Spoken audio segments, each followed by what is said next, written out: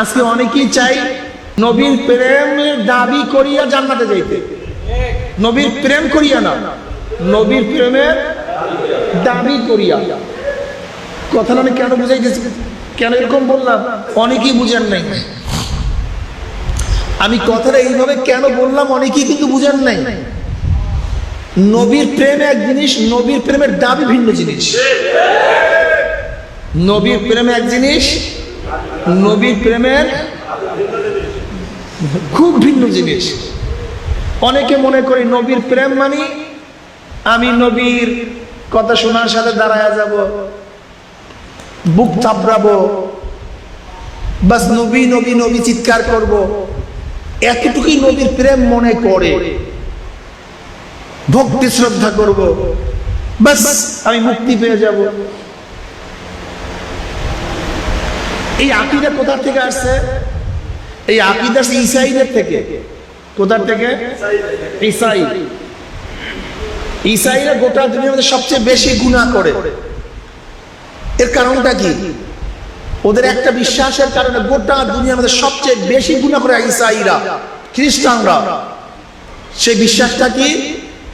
ওদের বিশ্বাস হলো নবী ঈসা আলাইহিস সালাতু ওয়াস সালাম শুলে তো এই কারণেই চড়ছে যে কিয়ামত পর্যন্ত যত ঈসাইরা দুনিয়াতে আসবে তারা যত পাপ করবে সমস্ত পাপ অগ্নিমোচন করার জন্য নবী ঈসা শুলে চড়ছে।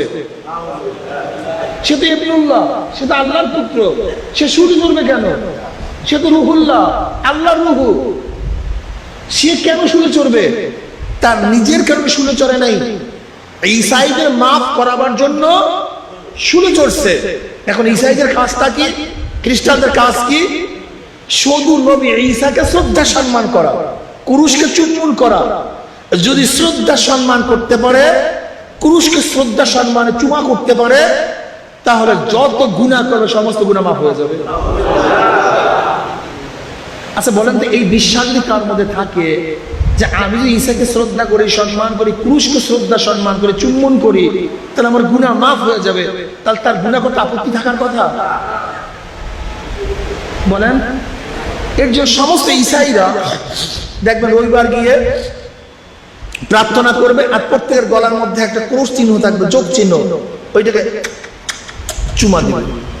আর নবী মা মেরির কাছে, ঈসার মূর্তির কাছে গিয়ে মাথা নত করবে, শ্রদ্ধা সম্মান করবে, বাস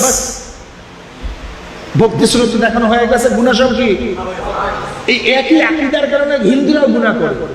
তাদের আকীদা কি? যত আকাম টুকাম করো না কেন, তুলসীকে যদি শ্রদ্ধা সম্মান করতে পারো, কি কে ভাই? তুলসী, বাস তোমার সমস্ত গুনাহ মাফ। ঠিক একই আদি বিদাতের মধ্যে একই আকীদা, তুমি যাহা কিছু করো কোনো টেনশন নাই, যদি বাবাকে শ্রদ্ধা সম্মান করতে পারো সমস্ত গুনাহ মাফ। ঠিক ওখান থেকেই আকীদা বিশ্বাস চলে আসছে, তোমার কোনো টেনশন নাই, তুমি নবীকে মহব্বত করবা, তোমার সমস্ত গুনাহ মাফ, তোমার সমস্ত গুনাহ মাফ। কাজে মদ খেতে আপত্তি কই? নামাজ না পড়লে সমস্যা কি? দাড়ি কাটলে অবস্থা সমস্যা কি? জিনা করলে সমস্যা কি? খোদার দুই দল করলে সমস্যা কি? সুদ খাইতে সমস্যা কি? মদ খাইতে সমস্যা কি? গাঁজা সেবন করলে সমস্যা কি? আমি তো নবীর আশিক, আমি তো নবীর পাগল, আমি তো নবীর জন্য এরকম করি। একই আকীদা শিয়াদের মধ্যে। শিয়ারা কি মনে করে? হোসেনকে, হুসাইন আলাইহিস সালাতু ওয়াস সালাম রাদিয়াল্লাহু তাআলা, নাউযুবিল্লাহ, হুসাইন রাদিয়াল্লাহু তাআলাকে যদি আমি শ্রদ্ধা সম্মান করতে পারি এবং আলী রাদিয়াল্লাহু তাআলাকে যদি ইমাম মনে করতে পারি, ওদের ইমাম মানে এই আমরা ইমাম বলি ইমাম না। শিয়াদের ইমামিয়তের আকীদা হলো ইমামের মর্যাদা নবীর চেয়ে উপরে। ইমামদের মর্যাদা নবীর চেয়ে উপরে, বাস আর কোনো ইবাদতের প্রয়োজন নাই, এখানে শ্রদ্ধা সম্মান করো। দেখবেন আশিক রাসূল দাবি করে তার চেহারায় দাড়ি নেই, আশিক রাসূল দাবি করে সুদ খায়, আশিক রাসূল দাবি করে ঘুষ খায়, আশিক রাসূল দাবি করে বেপর্দা, আশিক রাসূল দাবি করে মদ পান করে, আশিক রাসূল দাবি করে হীন এমন কোনো অপকর্ম নাই যা তারা। কারণটা কি বলেন তো? ওই বিশ্বাস কোন বিশ্বাস? নবীকে মহব্বত করি, মহব্বত করলে কি হয়ে যাবে? আমার গুনাহ মাফ, নবী সুপারিশ করে জান্নাতে নিয়ে যাবেন। কিন্তু এই পাগলের এই হাদিসই জানা নাই মহব্বত তো কিভাবে করতে হবে। আল্লাহ নবী নিজে বলছেন, মান আহাব্বা সুন্নতি ফাকাদ আহাব্বানি ওয়া মান আহাব্বানি কানা মাই ফিল জান্নাহ। ক্লিয়ার বলে দিয়েছেন, ধোঁকা দেওয়ার কিচ্ছু নাই, ধোঁকা পাওয়ার ধোঁকা দেওয়ার কিচ্ছু নাই। তিনি কি বলছেন? মান আহাব্বা সুন্নতি ফাকাদ আহাব্বানি, যারা আমার সুন্নাতকে মহব্বত করে তারা যেন আমার কারণেই আমার সুন্নাত মহব্বত করে। আর যে আমাকে মহব্বত করলো আমার সাথী সরাসরি জান্নাতে চলে যাবে। শুধু তাই নয়, এদের দৃষ্টিটা কোথায় চলে গেছে? যারা সুন্নাতকে মানে তাদেরকে নবীর দুশমন মনে করে। আল্লাহ তুমি মাফ করে দাও। আমার দোস্ত, হে আমার দোস্ত, হে আমার বন্ধু, হে আমার দোস্ত, হে আমার বন্ধু, যদি আল্লাহ নবীকে মহাব্বতই না করি তাহলে টুপি পরলাম কেন? টুপি তো আমার বাপ দাদায় পড়ছে, এর জন্য পড়ি নাই।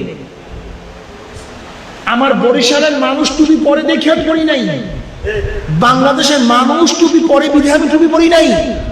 ওই মদিনাওয়ালার মাথায় টুপি ছিল তার প্রেমে পড়িয়া, তার নমুনা করার জন্য, তার সাদৃশ্য অর্জন করার জন্য ওই মদিনাওয়ালার টুপি আমার মাথায় উঠে ফেলাইছে। না তুমি বলবো কেন বোকা?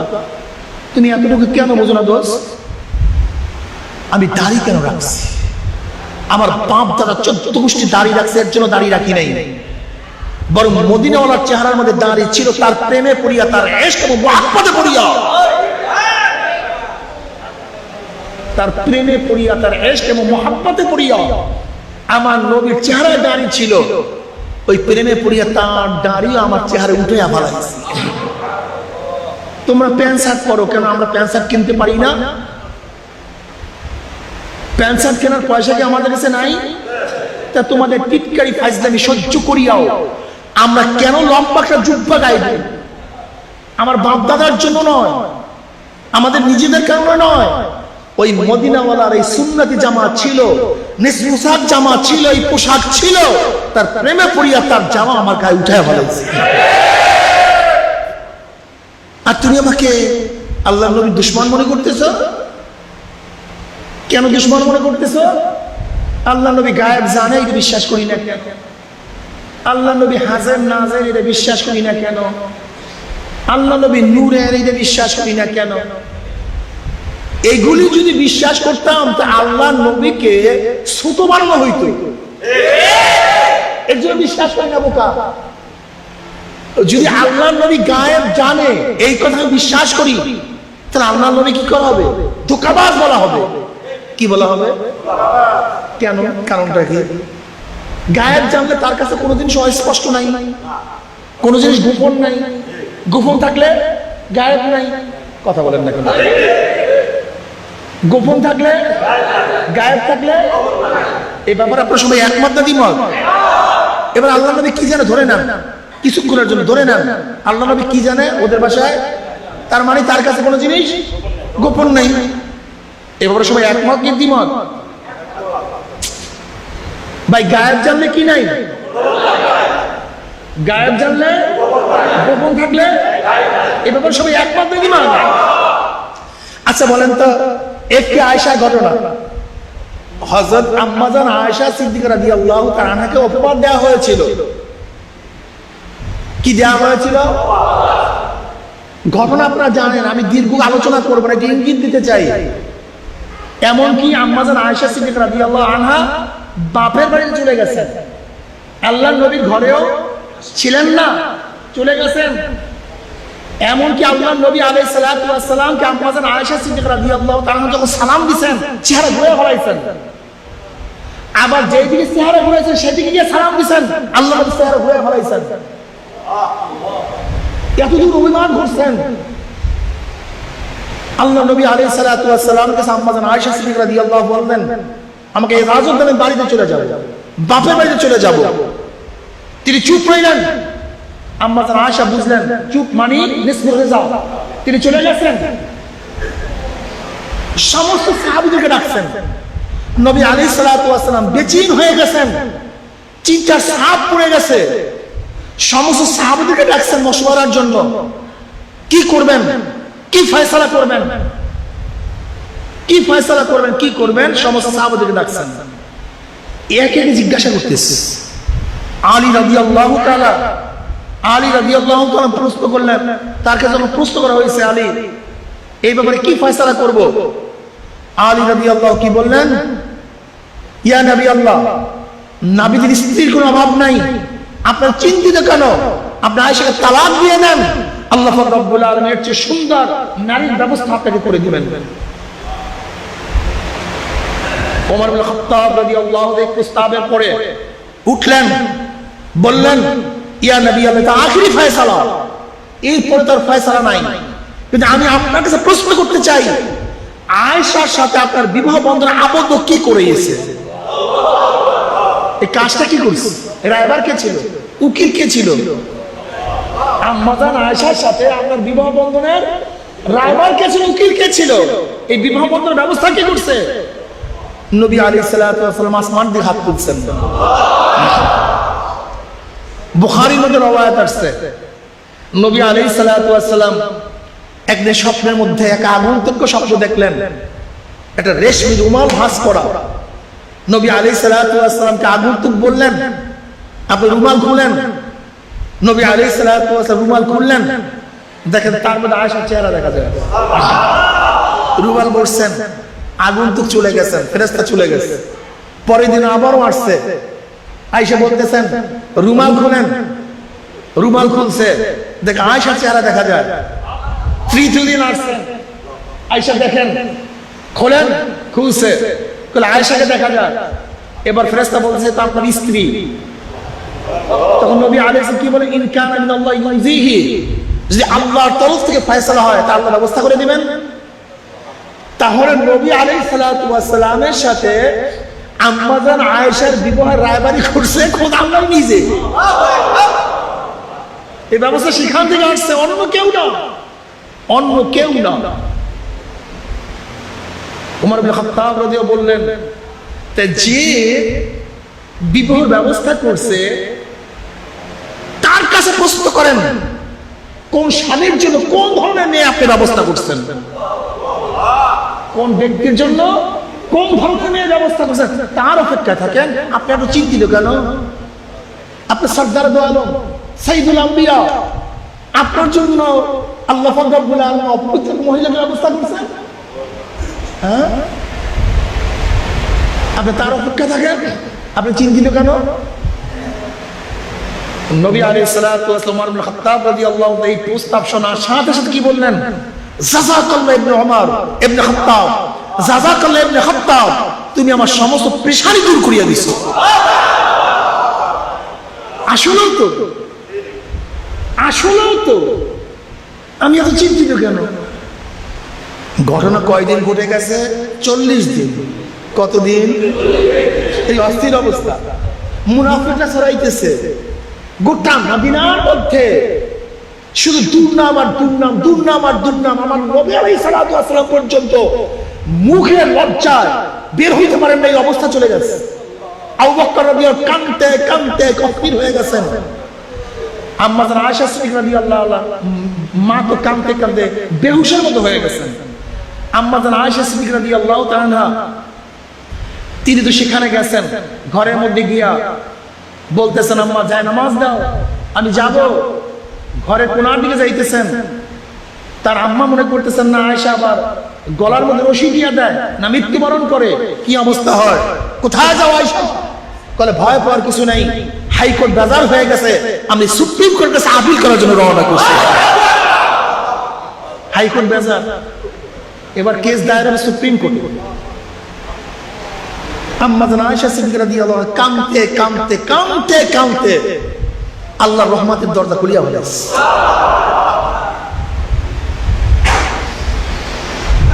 হযরত নবী আলাইহিস সালাতু ওয়াস সালাম যখন আসছেন, সালাম দিছেন, ঢুকছেন, সালামের জবাব দিছেন, আয়েশাকে ডাকছে, আয়েশা তোমার কিছু বলার আছে, তুমি বলবা কিছু? আল্লাহ না করুক, তখনও তিনি বলেন কি যদি ভুল হয়ে থাকে, যখন আবু বকর সিদ্দিক রাদিয়াল্লাহু আনহু ঘরে নবী আলাইহিস সালাতু ওয়াস সালাম গেলেন এই মশওয়ারার পরে, তখন তিনি কি বললেন, তোমার যদি ভুল হয়ে থাকে তওবা করো, আল্লাহ পাক মাফ করে দিবেন। তখন আম্মা জান আয়েশা কি কত বুদ্ধিমত্তার সাথে উত্তর দিচ্ছেন।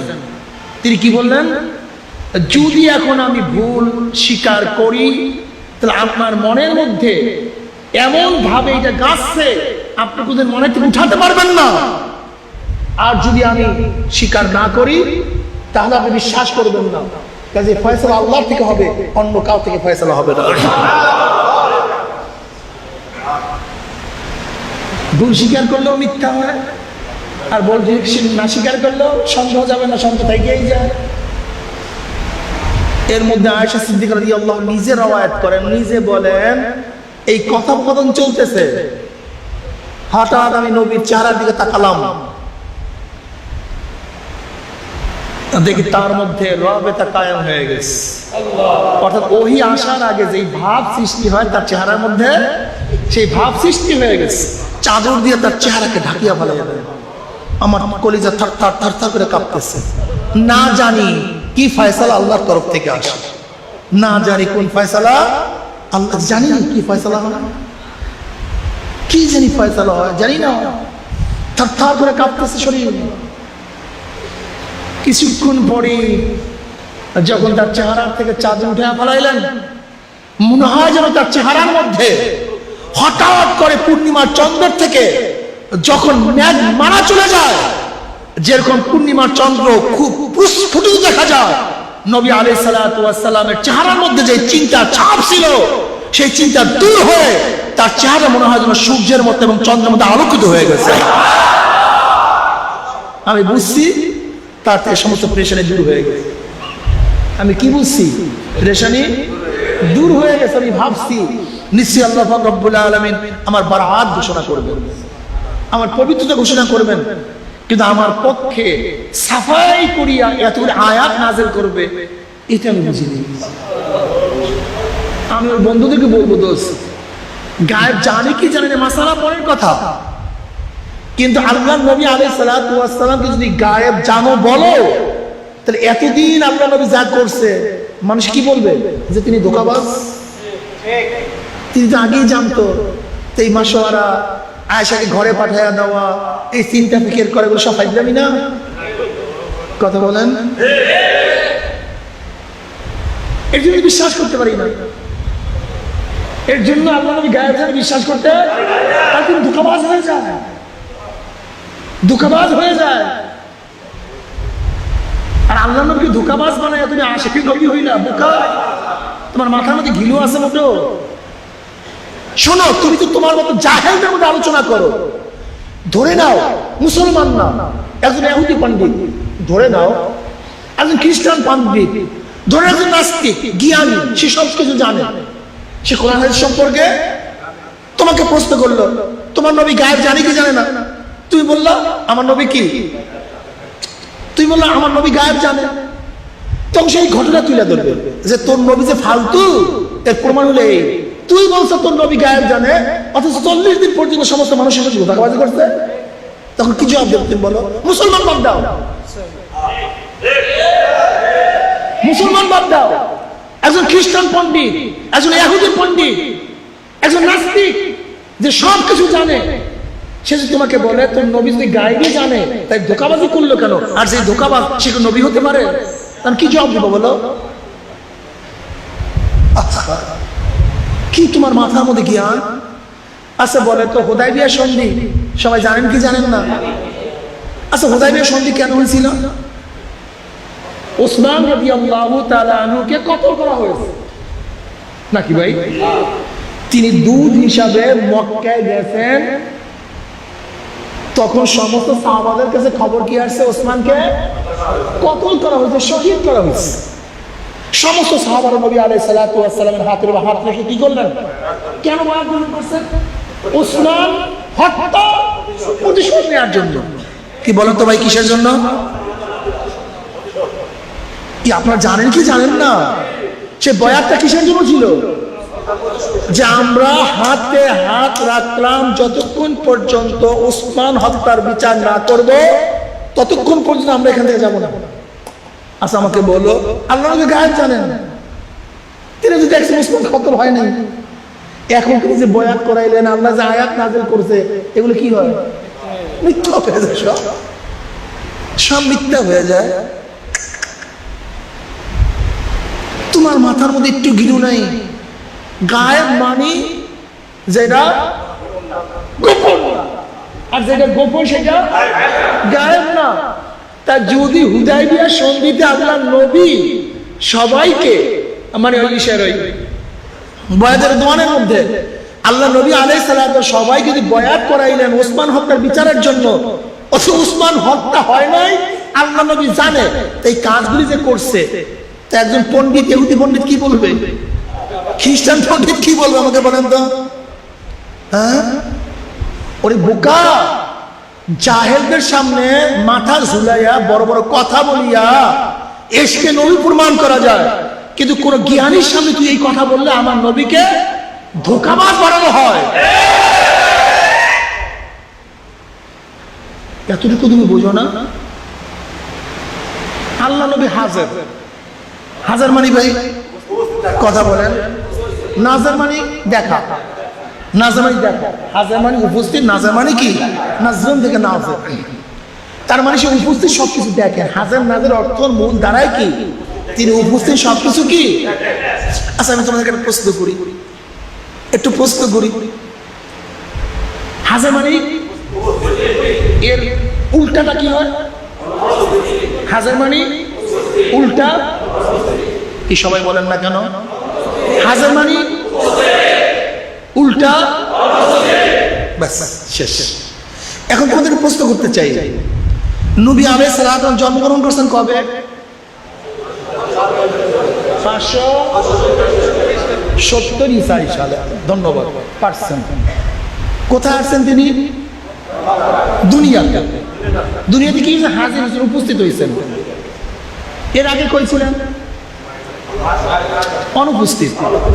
তা তিনি তখন হাজির ছিলেন না, তার মানে তিনি হাজির ছিলেন না, তিনি আসছেন, ছিলেন না, তা হাজির হইলেন কি? কথা বলেন না কেন? আমি এখানে আসছি, তার মানে এক সময় যখন আসছি বলবো তখনই হাজির, মানে এর আগে ছিলাম না। যদি থাকতাম তাদের কথা বলতেন না, কেউ হুজুর আসছে। তা নবী আলাইহিস সালাম দুনিয়াতে আসছে, তার মানে এক সময় ছিলেন না, এক সময় কি? তা তিনি হাজির ছিলেন না, হাজির হয়েছেন। কথা বলেন না কেন? নাম্বার 1। নাম্বার 2, তিনি হিজরত করছেন। কোথায় করছেন? কথা বলেন না কেন? কি করছেন? তার মানে হিজরত করিয়া মক্কা থেকে মদিনায়, তার মানে তিনি মদিনায় উপস্থিত ছিলেন না। যদি উপস্থিতি থাকেন মদিনায়, তাহলে গেলেন কই? বাবা কথাটা বুঝতে পারি, সেটা সেখানে আসেনি, আবার গেছেন। কোথায় গেছেন? তার মক্কায়, তার মানে এখানে হাজির নাই। হাজির বললাম কেমন? আরে কি নিয়ে আমরা কি আলোচনা করি? সহজ বিষয়, একেবারে সহজ বিষয়, ঠিক না? যখন দুনিয়াতে ছিলেন না তখন ছিলেন আখিরাতে, যখন দুনিয়াতে আসেন আখিরাতে নাই, যখন মক্কায় ছিলেন মদিনায় নাই, মদিনায় আসেন হাজির হইলেন কই? এইটি নিয়ে তর্ক বিতর্ক করো তুমি, এইটি নিয়ে তর্ক বিতর্ক করো, আর মানুষকে ধোঁকা দিচ্ছ। হ্যাঁ, আসলে তোমার জ্ঞানের এত স্বল্পতা যে তোমার এই কথা দ্বারা আমার নবী ছোট হয়। আমার নবী কি হয়? যে হিজরতের এত ফজিলত, হিজরত এত দামি, হিজরত যে করবে জান্নাতি হয়ে যাবে, ওয়াজিব হয়ে যাবে তার জন্য জান্নাত। আর তোমার নবী তো আগেই মদিনায় ছিল, সে তো সব জায়গায় বিরাজমান ছিল, তাই কিসের ভাই হিজরত করছে? ফাইজলামি করছে নাকি ভাই? অর্থ বুঝি ইশকে মোহাম্মদ, ইশকে নবী বলি। তুমি ইশকে নবী বুঝো না বাবা, তুমি ইশকে নবী বুঝো নাই।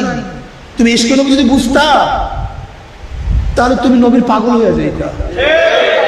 দেখবেন ইশকে নবী বুঝবো, একটু বলবো যে ওদের মধ্যে ইশকে নবী নাই। আচ্ছা বলেন তো, একজন ভালো আওয়ামী লীগার, তার সামনে যদি শেখ সাহেবের বদনাম করা হয় তখন সে কি করবে? কি গরম হবে কি হবে না? কি গরম হবে? আচ্ছা একজন ভালো বিএনপিকার, তার সামনে যদি জিয়া সাহেবের বদনাম করা হয় কেমন লাগবে? হ্যাঁ, খারাপ লাগবে। যদি শক্তি থাকে আক্রমণ করে ফেলাইবে, ঠিক না? তা তুমি যদি নবীর আশিকি হইতে, নবীর বিরুদ্ধে এত কথা বলে, তা তোমার শরীর গরম হয় না কেন? আমাকে বলো। হ্যাঁ, বোকা, ওরে বোকা, ইসলাম বুঝো তুমি? আমি তো আগেই বলছি তোমাকে আকীদা শিখাই দিয়েছে যে ইশকে নবী মানে জান্নাতি। ইশকে দাবি করো, কিন্তু আমার নবী অনুসরণ যদি দাবি করো না, তুমি অনুসারী এইটা দাবি কেন? তোমার মধ্যে তো মাথায় ঢুকছে ইশকে নবী মানে আমি জান্নাতে চলে যাব, যা কিছু করি। তোমার বয়ান কি? যা সামনে কাবে কুত্তারা যদি তাদের সাথে থাকার কারণে জান্নাতে যাইতে পারে, তাহলে আমি যদি নবীকে মহাব্বত করি আমার জান্নাতে যেতে পারবো না কেন? কোনো সন্দেহ নাই। নবীকে যে মহাব্বত করো সে অবশ্যই জান্নাতে চলে যাবে, কোনো সন্দেহ নাই। লেকিন তুমি নবীকে মহাব্বত করো, নবী তোমার মহাব্বত স্বীকার করে কিনা দেখার বিষয়, দেখার বিষয়। এক ব্যক্তি খুব বাজার করতেছে, অনেক মূল্যবান মূল্যবান সদাই কিনতেছে, কিন্তু মন বেজার। আর প্রশ্ন, ভাই তুই এত সুন্দর সুন্দর বাজার করো, তোর মন বেজার কেন? আমি তো ভাই আমার চয়েস অনুযায়ী বাজার করতেছি, কিন্তু আমি যে মাসুকার জন্য, যে মাহবুবের জন্য বাজার করতেছি, আমি সবসময় চিন্তিত আমার মাহবুব, আমার ফরমাশ আমার সেই বাজারকে গ্রহণ করে কি করে না, আমি এর জন্য চিন্তিত।